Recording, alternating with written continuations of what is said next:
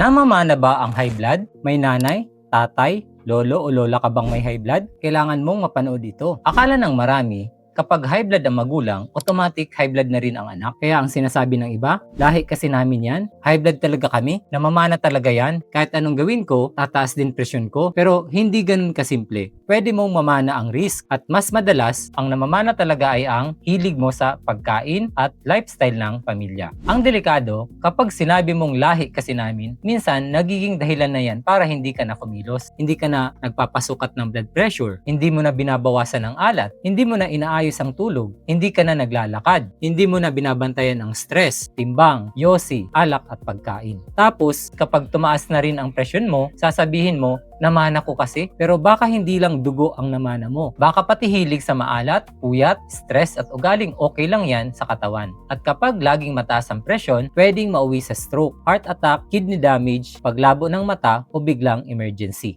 Ganito madalas nangyayari sa bahay. Kung ang magulang mahilig sa maalat, nasasanay din ang anak sa maalat. Toyo, patis, bagoong, instant noodles, chichirya, processed food, hotdog, longganisa at dilata. Kung sa bahay normal ang dagdagan mo pa ng asin, nasasanay ang dila ng buong pamilya na hanapin ang alat. Kung ang magulang mahilig magpuyat, napupuyat din ang anak. Late matulog, late kumain, cellphone bago matulog, kulang sa pahinga. Kung sa pamilya normal ang laging galit, laging stress, laging sigawan, natututo rin ang katawan na palaging tense. Kung sa bahay normal ang walang exercise, lalaki rin ang anak na hindi sanay gumalaw. Kung sa pamilya normal ang sumasakit lang ang batok ko, okay lang yan, mamaya na magpa-check, namamana rin yung ugali na binabaliwala ang warning signs. Kaya minsan, hindi lang high blood ang namamana. Namamana ang alat sa pagkain, namamana ang stress sa bahay, namamana ang habits, namamana ang maling paniniwala tungkol sa kalusugan. Ayon sa health experts,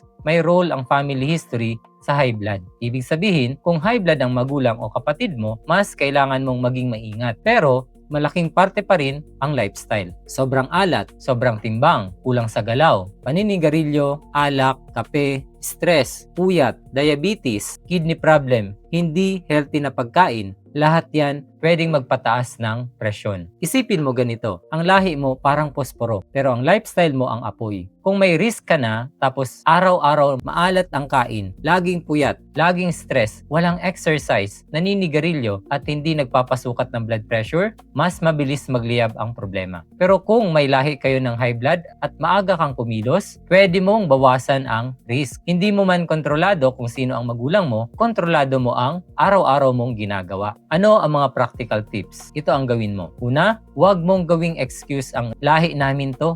Gawin mo siyang warning sign. Pangalawa, huwag mong gayahin ang maling habit sa bahay. Kung mahilig sila sa maalat, ikaw magsimulang magbawas. Kung laging processed food ang ulam, ikaw magsimulang humanap ng mas simple at mas healthy. Kung normal sa inyo ang puyat, ikaw magsimulang matulog ng mas maaga. Pangatlo, sukatin ang blood pressure regularly. Huwag hulaan. Pang-apat, maglakad araw-araw kung kaya. Kahit simpleng walking, malaking tulong na. Pang-lima, i-manage ang stress. Kasi kapag lagi kang galit, kabado, puyat at tense, mas nahihirapan ang puso at ugat. Pwede mo ring suportahan ang puso at healthy blood pressure gamit ang natural heart support ingredients tulad ng black garlic, ashwagandha, hawthornberry at ginkgo biloba, katulad ng nasa Nirvana Heartwell. Hindi ibig sabihin na kapag high blood ang pamilya mo, ikaw na ang susunod.